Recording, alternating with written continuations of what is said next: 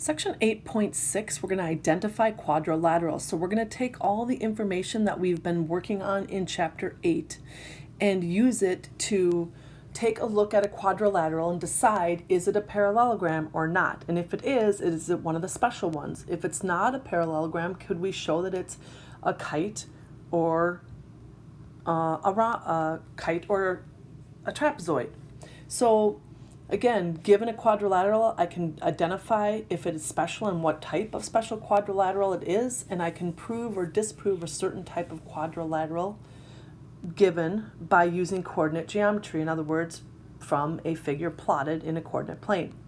So yesterday we kind of summarized some things, or in the last lesson, and so I really think that it's important for you to think about all of these different properties and characteristics of all these quadrilaterals as you go through these. So it says, decide what type of quadrilateral this is based on what you see. Well, I can see that I have one pair of opposite sides congruent right here. But that's not enough to show it's a parallelogram. I see that I have this side right here as 9, but I don't know anything about the other one. So I don't have enough to prove that it's a parallelogram. I can see that one diagonal is marked as being bisected, but not the other. And so right now, all this that I can identify this is simply that it's a quadrilateral. I need to be given or be able to find other information based on other theorems and properties we've learned in order to prove or show that it's some other special type of quadrilateral. So let's take a look at some of these. What type of quadrilateral is this one? Well, if you look, I do not have opposite sides right here. I do not have both pairs of opposite sides congruent. So I can't prove it is a parallelogram. That's usually where I start. So then I look to see, okay, am I given any other information? Yes, I can see that we have one pair of consecutive sides that are congruent and a second pair. And because we have two pairs of consecutive sides congruent, it is called a kite. So let's take a look at this one right here. What I can see is that I have, these are diagonals here. So if I add up this diagonal right here, 64 and 80, that's 144. And if I add up this diagonal right here, I have 75 and 62. So I have 137 for this diagonal. So the diagonals are not congruent, but what I do have is I have exactly one pair of parallel sides that are marked. So this is going to be a trapezoid, and maybe I did a little bit too much work at the beginning because I first could identify that's a trapezoid, and now I've identified that it's not isosceles because the diagonals are not congruent. Okay, let's look at this next figure. Again, don't be fooled by how it looks, okay? So what I can see is I have congruent diagonals. And the diagonals bisect each other. So because the diagonals bisect each other, I can actually show, that's one of the ways I can show that this is a parallelogram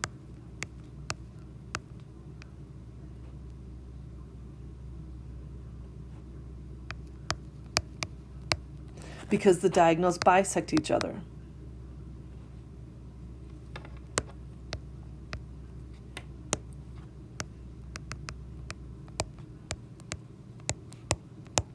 So now that I can show that it's a parallelogram, what else can I? Well, they're also congruent, which makes it a rectangle.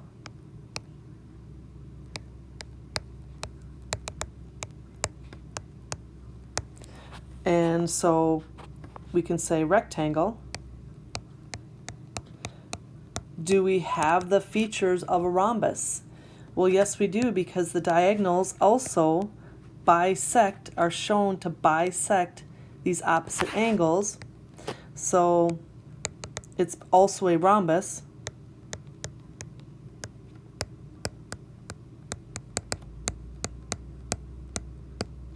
So since it's both a rectangle and a rhombus, we can prove that this is a square. All right, so now we're going to give the most specific name for the quadrilateral. So with what is marked here, we have both pairs of parallel sides, opposite parallel sides congruent. So the most specific name I can give that is actually only a parallelogram. I don't have anything else marked to make it a rectangle, rhombus, or a square. Okay, so then let's look at this next one. What I have marked here is I have one pair of parallel sides, exactly one pair. So this is going to be a trapezoid. Now I need to check, is it isosceles? And it is, because we have these base angles congruent. And if those two base angles are congruent and those two lines are parallel, because of alternate or consecutive interior angles theorem, that makes the other pair of base angles congruent. So it is isosceles. Okay, how about the next one? Well, the diagonals are perpendicular. I can see that. We have perpendicular diagonals. We also have congruent diagonals. So first of all, since the diagonals are bisecting each other, we know it's a parallelogram because of the diagonals are bisecting each other. And then we also know, because the diagonals are congruent, that makes it a rectangle. And the diagonals are perpendicular, which makes it a rhombus, so it's a square. And the last one here, we have marked that we have two pairs of consecutive sides congruent, and the opposite angles are congruent, and so this particular figure is going to be a kite. Again, always look for the most specific name. So now we're going to tell whether enough information is given in the diagram to classify the quadrilateral by the indicated name. So in other words, can we say that this is parallelogram? Yes, we can, because we have both pairs of opposite sides congruent. So that's my explanation.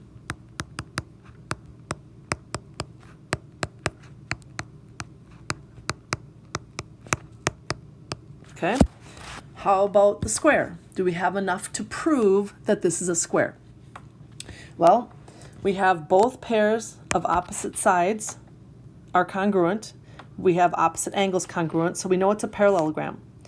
We can see we have 4 right angles, which makes it the rectangle. So we've already said parallelogram because both pairs of opposite sides are congruent. We have 4 congruent sides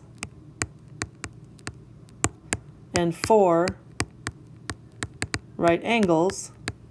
So we have parallelogram, we have rhombus, and we have rectangle. So we have square. So yes. And do we have enough for this to say it's a trapezoid?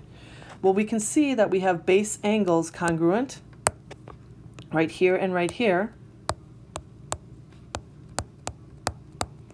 But we don't really know those are bases because we don't know anything about parallel sides. No parallel sides, so no. Can't call it a trapezoid. We need some more information. All right, so how about some coordinate geometry here? Well, it says show that ABCD is a parallelogram. So again, there are several ways to do this. We could find all the slopes. So one way is to find all the slopes, okay? And if we find all the slopes, we could show that AB is parallel to DC with the same slope, and that AD is parallel to BC. That's one way we could do it. Okay, that would prove it using both pairs of opposite sides are parallel. Or we could find the lengths. So find all the lengths and show that AB is congruent. AB is congruent to DC, and that AD is congruent to BC. Or we could, a third way is we could find one pair of opposite sides and show they are parallel and congruent. And there are some other ways to do this as well, but I just maybe picked 3. But what I'd like you to do is I'd like you to pick one way, either one of the ways I suggested or a different way, and see if you can actually prove that it's a parallelogram. So now we go on to determine what type of quadrilateral we have here. So what we can do is we can try to find the slopes of everything to make sure to see if it's going to be a trapezoid or a parallelogram. And then if it is a parallelogram or a trapezoid, we could go on to determine if it's isosceles or what type of parallelogram it is. So let's go ahead and do that. So let's find the slope. Let's see, this would have to be, let's name these. I mean, the ordered pairs are up here, but let's go ahead. This is already plotted. So this has got to be X. And this has got to be, oh, this is X. So WX, this would be Y and Z.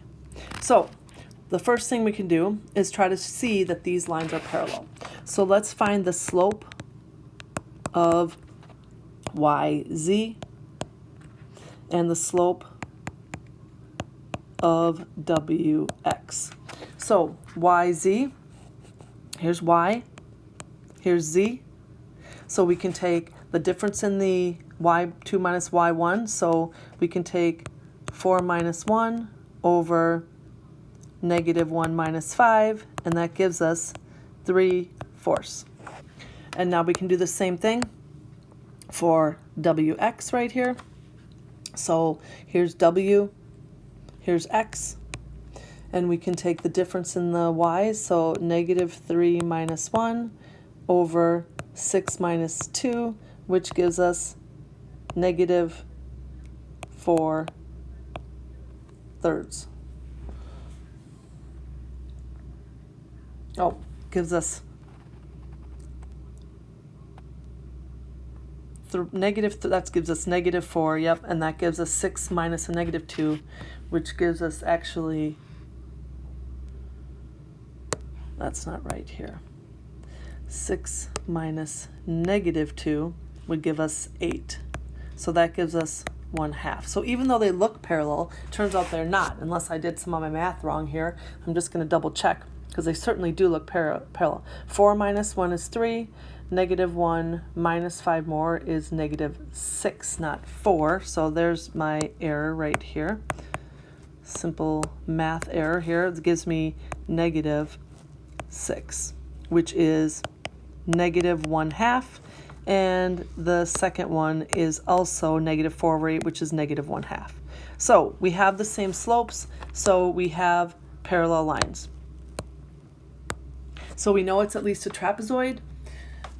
We could determine whether it is an isosceles trapezoid by looking at the legs, but we should also find the slopes of the other two sides just to prove that those two sides are not parallel. So let's find the slope of yx, or xy. So 1 minus 4 is, and then -2 minus -1, which gives me -3 over 1. Or let's say -2 plus -1. So that gives me -3. And now I'm going to find the slope of WZ.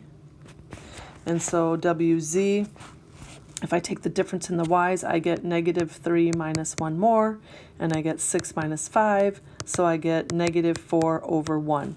So that is equal to -4, so the slopes are not the same. So that means that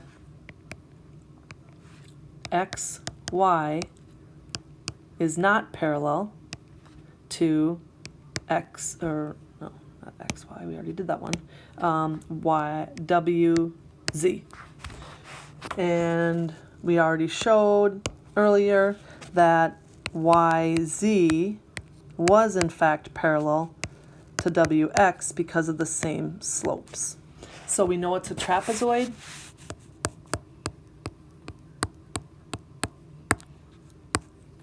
And is it isosceles?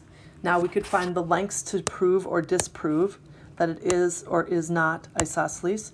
So I could find the length of XY using the distance formula and YZ using the distance, or WZ using the distance formula. So you go ahead and do that, and then you can check back to the notes to see if it was isosceles or not. Okay, show that quadrilateral ABCD is a rhombus. So what I would need to do is show that first it's a parallelogram, and the easiest way to do that was slopes. So we'll kind of write down, show it's a parallelogram.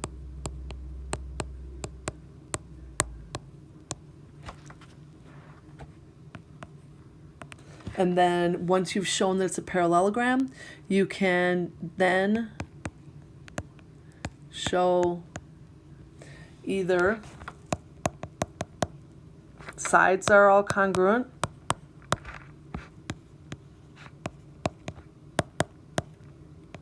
or you could show that one of the other properties of rhombus is that the diagonals are perpendicular.